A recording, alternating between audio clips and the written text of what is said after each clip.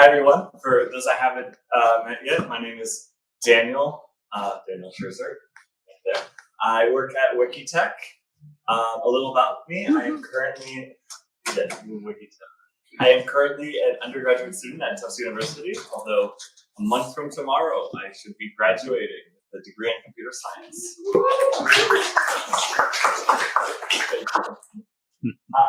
Yes, and today I wanted to talk to you a bit about orchestration of puppets. And I know I'm young, but I don't mean a whole bunch of stuffed animals playing in an orchestra. It's not what I want you to be thinking of when I say this. Instead, I want you to think about the song Wannabe from Spice Girls. There's a line, I'll tell you what I want, what I really, really want. Now, if you actually listen to the song, they don't answer what they want, but this is essentially what I think of when I think of puppet. You can tell it what you want, not necessarily as much to the how. You say, this is the state I want my system to be in.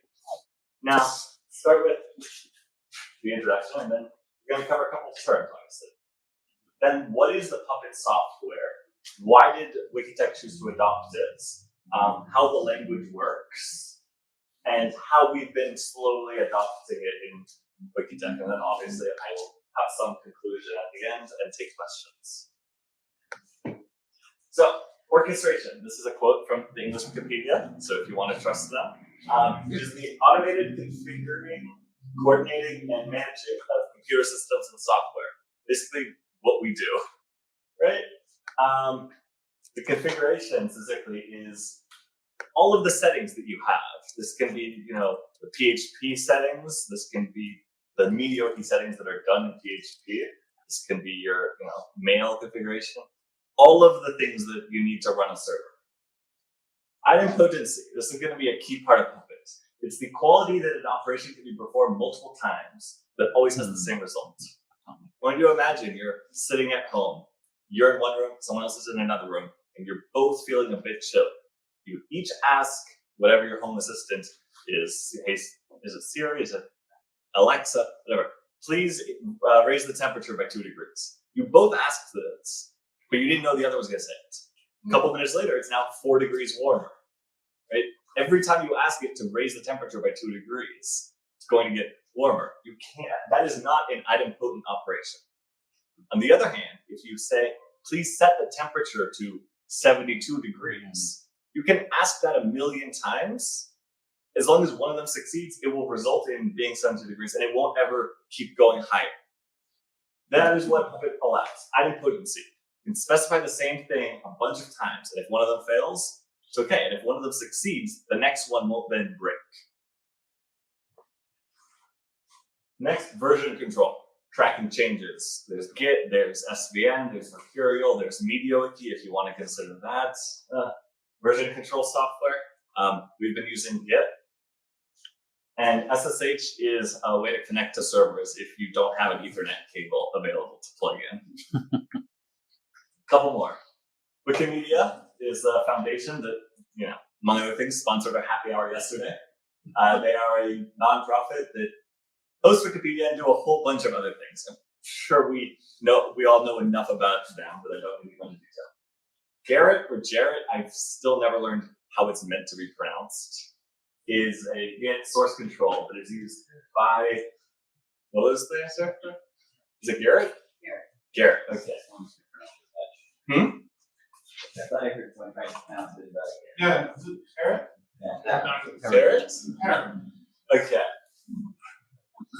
This tool is the Git source control that is used by the Wikimedia Foundation for MediaWiki and other repositories, at least for now. I think we're moving to GitLab or something, but GitLab. GitLab. And then Fabricator, for those who haven't been exposed to it yet, is the bug tracker being used by MediaWiki. Technically, we're no longer actually running Fabricator. I think we're running Forge, which is a fork of Fabricator, because Fabricator's maintainers, Felicity, were winding down operations, and so something happened with that. But I read in the blog post. Anyway, Fab is what I use it for. Is just that's the site where all the bugs are. We don't need to know what software they're running. So, what is Puppet? It is a tool for managing software configurations in a centralized manner. there are some key Puppet-specific terms that we also need to cover. A node is something that gets managed by Puppets. This can be, in our case, it's always a server. I think this can always be like network switches or something like that. An agent is the Puppet server that is running the Puppet agent's command or class package, I guess, that is telling the system telling Puppet, hey, let's configure this system based on the configuration that you find. And that configuration you find is from the Puppet server that controls one or more agents. You can have the same server be the Puppet server and an agent. So you can have Puppet configure the server it's running on. You can also have a single Puppet server control multiple other servers that are the nodes. Does that make sense? Now, why did we choose to go with Puppet and not Ansible or some other technology like that? Well, we found that the Wikimedia Foundation provides a good baseline. They have, I think I can say, they have a slightly larger budget than Wikitech has, maybe a bit more experience with the MediaWiki software. We trust, what they decide to do goes through security reviews and performance reviews. Wikipedia has a much higher threshold of performance requirements than most sites. So it's a good baseline. But to be clear, it's not the be-all, end-all. Because of those high demanding standards that the foundation has, there are some things they can't do that we do, for example, like running update.php. For those of you who are on IRC or sometimes scroll through the Bash ToolForge tool, you'll see that to try and run update.php in production on the foundation servers, you'll get slapped in the face, apparently. Shouldn't be done. It can cause problems. So Puppet was an option, but it wasn't guaranteed that that's what we would go with. You had to look at, what else. But at least from my perspective, all else being equal, I would choose Puppet because people with more experience and more knowledge decided this was a good tool. And because they decided this was a good tool, and thankfully, a lot of the software that is used for MediaWiki as it's used in the foundation is open source. You can learn from so many real-world examples. Something I found when I taught myself programming languages is if you look at examples online, they're generally self-contained. Here is how to do one thing. Here is how this function works. Here is how to declare a class. But MediaWiki as a PHP application, and all three of these Puppet tools, TranslateWiki isn't all Puppet, but they have Puppets. You can see how all these pieces go together, how you can use different roles and profiles to control different servers. Operation/Puppet controls more servers than I can count, and I did not fail math class, to be clear. So yes, that was a great resource, and I think that was one of the reasons that we went with this. We can see all of these examples. Oh, that is how the foundation did it. And if you look at Git blame, or you go to the Garrett and Fabricator discussions, you can see what was the reasoning behind that. So we decided to go with Puppets. Now, the Puppet language is slightly different from other languages I've used in the past. Another quote I found on that same tool is describing just how great it is. Now, it's the one true perfect language. How does that work? Well, it's built around resource types. You define, I want a file with XYZ content, or I want a system user with this name and this group. And because you're declaring what you want, instead of saying run this add user command or create this file command, the operations are idempotent. If the file doesn't exist, it'll be created. If the file doesn't have the right content, it'll just be changed every time Puppet runs. This is the key to making sure all your servers are in the state you expect them to. If the server doesn't match the configuration, server status will be changed until it just matches the configuration. And that configuration can be specified in the Puppet itself, or it uses this tool called Data, where you use YAML files to specify all of your various configuration options. That way you can separate out the data that you want to use in the implementation. But those two are a bit confusing, which is why I think, yes, there was a second part to that quote. about the one true perfect language. I will give a second to the room to read it. So yes, it can be confusing, but again, because the examples for Translate Wiki, for Vagrant, which is Vagrant, are available, and Operation/Puppet are all available online. You just scroll through and lose yourself, and you can see how it works, how to use the different resources, and what the different considerations were when they were discussing different things. So you don't have to just adopt Puppet all or nothing. Because individual parts are specifying some configuration you want, create a file or add a system user. You can choose to do some of those, and then if that works, great. Move more of your configuration into Puppet, and so on. And the entire time, we're using version control to keep track of all of the servers that it's deployed on, what the configuration is going to be. For example, this is how we updated the version of a package. You can see this is a Hira data file. It's common.yaml, so this will be loaded for all of the nodes. And under the key packages, list, base, Jammy, so the packages that we want loaded on Jammy versions of Ubuntu, which I think is Ubuntu 20. And the base means that we wanted this loaded on all of the nodes. And of course, specifying how that loading works was done in the Puppet. But once you've set it up, you can then say, oh, I just want a new version. And once you deploy that to the server, Puppet will automatically run by default every 30 minutes on each of the nodes. And the agent will ask the Puppet server, hey, do you have anything new for me? If you do, great, I'll apply it. You can also go and manually trigger that agent run. So the first time you deploy, you change. For example, on this, I would go to one of the servers and run it manually to make sure it found the package okay. And I can supervise the errors, or ideally no errors. Configuring a service. This brings us to the roles and profiles system that Puppet documentation suggests you use and the foundation uses. Each node is generally assigned a single role. So we have, this is a wiki that is going to run Docker, or this is a wiki that is not running Docker, or this is a mail server. And each role can loads one or more profiles. So here we say our profile for a Docker wiki, we're going to intend to load on all of the wikis that are going to use something from Docker. It could be Canasta, it could be Takasta, it could be I don't know if we have any other versions, but this will load. And previously we've been disabling Apache manually because we want Docker to manage that. But again, this is our incremental transition to Puppet. We can say, I want you to go to the service named Apache 2 and make sure it is stopped. And this is idempotent. You can keep telling something to stop. And if it's already stopped, great, nothing's going to break.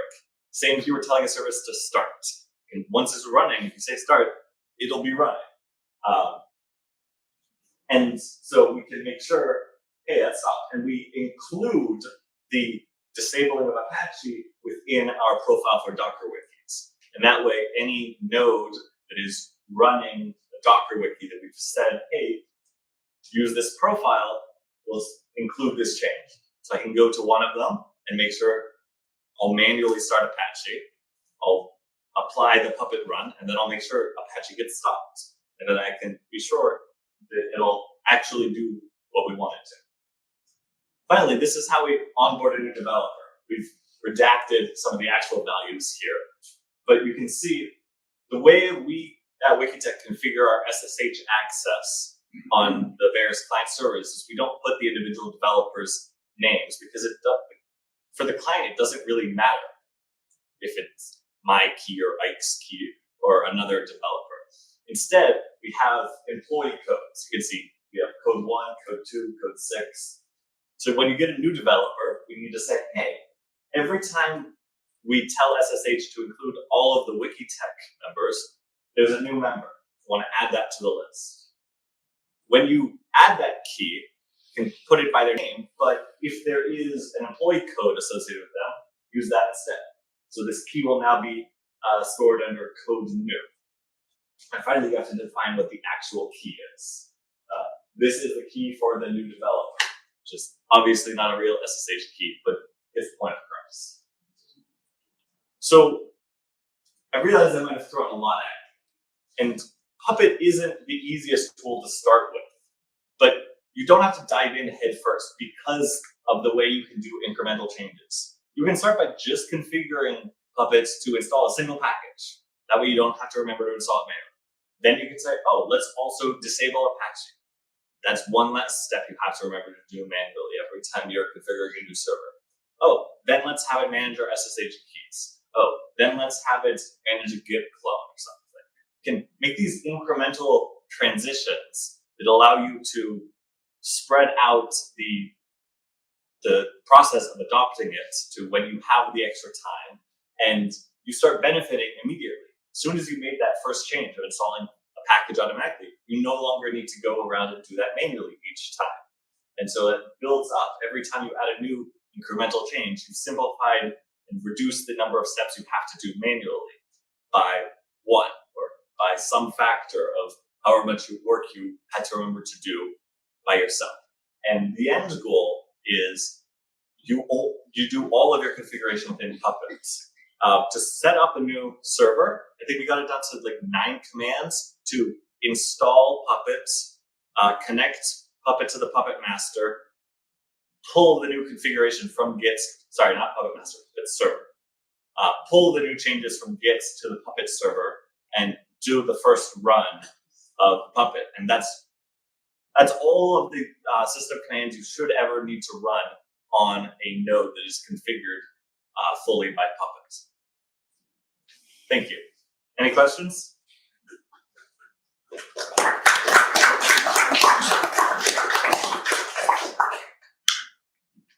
Yes. What account does this run under? So for the people who can't hear, the question was, what account does this run under? So it can be installed as a non-root user, but it's documented that it should generally be installed as the root user, so it can change the various system configuration settings that you're telling it to. Okay, so you don't have to invoke it and pass a password or anything. You just run it with a. Yes, you can just apt-get whichever packages, and as soon as you've started it, it will just continue running as whatever user you started it as. So if you start it as root, it'll execute all of its commands with full permissions. It'll be able to create files in a directory that normally root wouldn't be able to, or normally other users wouldn't be able to, because it's running as root.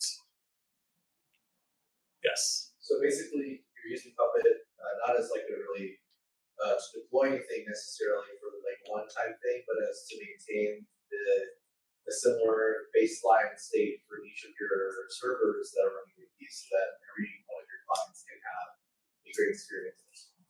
Yes, and for the people on the live stream who might not have heard, we are indeed using Puppet not to configure not to deploy the individual changes that a client might want, but to provide the baseline that will be consistent, that we know this will be the state that the server is in, and if something changes, Puppet will just run and make sure it's changing back. This also encourages us to use version control, because you can't, I'll just live hack on a server and we'll change it, we'll put it in the version control later. So Puppet will just come and overwrite it unless you disable Puppet. So you can do that live debugging, but you are, on a technical level, very much encouraged to commit your changes to version control. Thank you. Anyone else? Could this be, in theory, used to be yet another way to install MediaWiki? To install MediaWiki, install the extensions, etc.?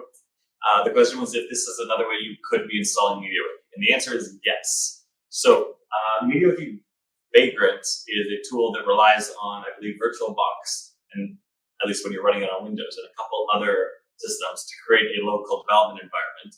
But when you're running on a Linux server, for example, you can have Puppet. As soon as you've installed Puppet, it is able to install various packages. I believe there is a Debian version of MediaWiki that we saw has some problems occasionally, but you can install that. You can use it to git clone and you could say, okay, my configuration is I want to git clone this. I want to exec some command unless some other condition is met. So run the installer. I want to create local settings.php with the following file content. And anytime you go live debug and change, it'll just get changed back. You can absolutely use it as your only source of deployment. And we do mostly a wiki design. So Yeah, Puppet and Ansible have similar functionality, so it can do everything that Ansible does for Mesa. So Everything in your presentation is true of Ansible also. I'm glad to hear that Ansible is Ansible is great. with one exception, and that is, if I heard you right, this is agented. So there's an agent running on the target, Yes. and Ansible is agentless. Okay. Which means that you point Ansible at the target, and it goes and configures and deploys the target, and leaves the target unaffected. There's no residual Ansible on the system. Cool. all right, thank you.